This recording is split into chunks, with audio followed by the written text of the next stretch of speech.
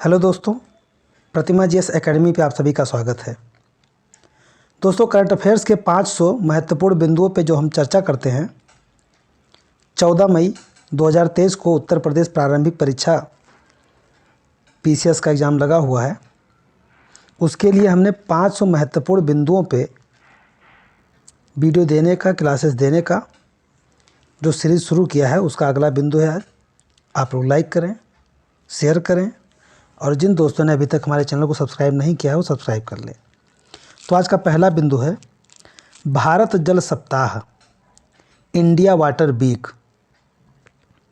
भारत जल सप्ताह राष्ट्रपति द्रौपदी मुर्मू जी ने उत्तर प्रदेश के ग्रेटर नोएडा में आयोजित भारत जल सप्ताह के 7वें संस्करण का उद्घाटन को संबोधित किया। अब यहाँ पे आपको 3 प्रश्न दिख रहे होंगे। पहला प्रश्न ये होगा कि भारत जल सप्ताह यानी इंडिया वाटर वीक कहाँ पर आयोजित किया गया? तो ये उत्तर प्रदेश के ग्रेटर नोएडा में आयोजित किया गया। भारत जल सप्ताह का कौन सा संस्करण है? तो ये 7वां संस्करण है। पहला उत्तर प्रदेश के ग्रेटर नोएडा में किया गया और दूसरा 7वां संस्करण है। किस मंत्रालय के द्वारा ये आयोजित किया जा रहा है? तो जल शक्ति मंत्रालय के द्वारा आयोजित किया जा रहा है। और इस बार की जो थीम है, सतत विकास और समानता के लिए जल सुरक्षा। सतत विकास और समानता के लिए जल सुरक्षा। इसमें डेनमार्क, सिंगापुर और फिनलैंड इसमें भाग ले रहे हैं, इस आयोजन में भाग ले रहे हैं। अगला पॉइंट है मानवगढ़ धाम गौरव गाथा। मानवगढ़ धाम गौरव गाथा ये प्रधानमंत्री नरेंद्र मोदी ने राजस्थान के बांसवाड़ा जिले में मानगढ़ धाम की गौरव गाथा कार्यक्रम को संबोधित किया। देखिए, मानगढ़ धाम गौरव गाथा राजस्थान के बांसवाड़ा जिले में स्थित है, जहाँ पे मानगढ़ पहाड़ी है। वहाँ पे एक अनुसूचित जनजाति यानी कि भील समुदाय जो है राजस्थान, गुजरात, मध्य प्रदेश में पाई जाती है। लेकिन वहाँ पे जो भील समुदाय है, इन्होंने अन्य जनजातियों का एक विशेष महत्व है मानगढ़ पहाड़ी का। 17 नवंबर 1913 को श्री गोविंद गुरु के नेतृत्व में लगभग 1.5 लाख के आसपास जो भील हैं, उनके द्वारा मानगढ़ हिल पर रैली निकाली गई थी। ये श्री गोविंद गुरु जी के नेतृत्व में लगभग 1.5 लाख भीलों ने एक रैली निकाली थी और उस रैली पर अंग्रेज़ों के द्वारा गोली चला दिया गया था, नरसंहार कर दिया गया था। वह उसे मानगढ़ नरसंहार के रूप में जाना जाता है। तो 17 नवंबर 1913 को यह किया गया था और इसीलिए मानगढ़ धाम की गौरव गाथा कार्यक्रम आयोजित किया गया है। अगला पॉइंट है रानी टाइगर रिजर्व। रानी टाइगर रिजर्व उत्तर प्रदेश में भारत का 54वां टाइगर रिजर्व घोषित किया गया है और यह उत्तर प्रदेश का चौथा होगा। देखिए, पूरे भारत का 54वां होगा और उत्तर प्रदेश का चौथा होगा, रानीपुर टाइगर रिजर्व। और इसके पहले उत्तर प्रदेश में 3 टाइगर रिजर्व हैं, दुधवा, पीलीभीत और अमनगढ़। यानी दुधवा, पीलीभीत और अमनगढ़ के बाद में रानीपुर टाइगर रिजर्व उत्तर प्रदेश का चौथा टाइगर रिजर्व घोषित किया गया है। अगला बिंदु है एडवर्ड एम कनेडी।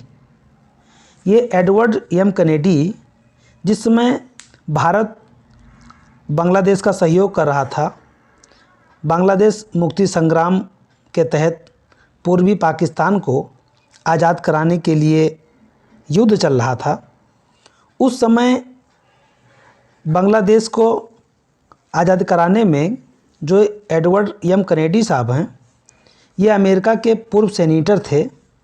इन्होंने सहयोग किया था बांग्लादेश मुक्ति संग्राम में, ये अपना योगदान दिया था।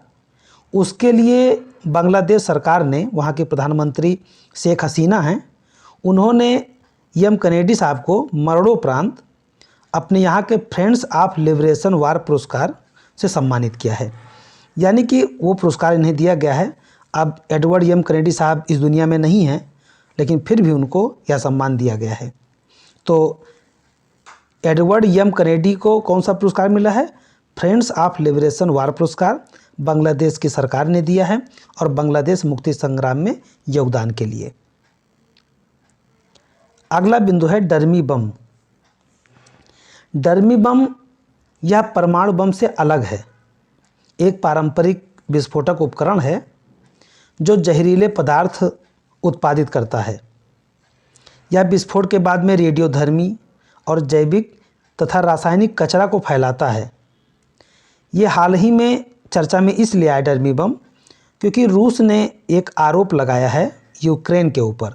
आपको याद है कि रूस और यूक्रेन का युद्ध चल रहा है, तो रूस ने यूक्रेन के ऊपर डर्मी बम बनाने का आरोप लगाया है और जब किसी पर भी ऐसा आरोप लगता है तो उसकी जांच संयुक्त राष्ट्र की निगरानी संस्था के द्वारा किया जाता है। तो ये भी संयुक्त राष्ट्र की निगरानी संस्था IAEA जांच शुरू कर दिया है। तो डर्मी बम क्या है? एक पारंपरिक विस्फोटक उपकरण है, ध्यान रखिएगा।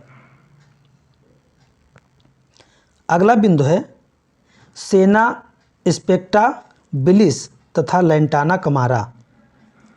सेना स्पेक्टाबिलिस तथा लैंटाना कमारा यह एक आक्रामक खरपतवार है। ये प्रश्न ये पूछ सकता है कि सेना स्पेक्टाबिलिस या लैंटाना कमारा क्या है?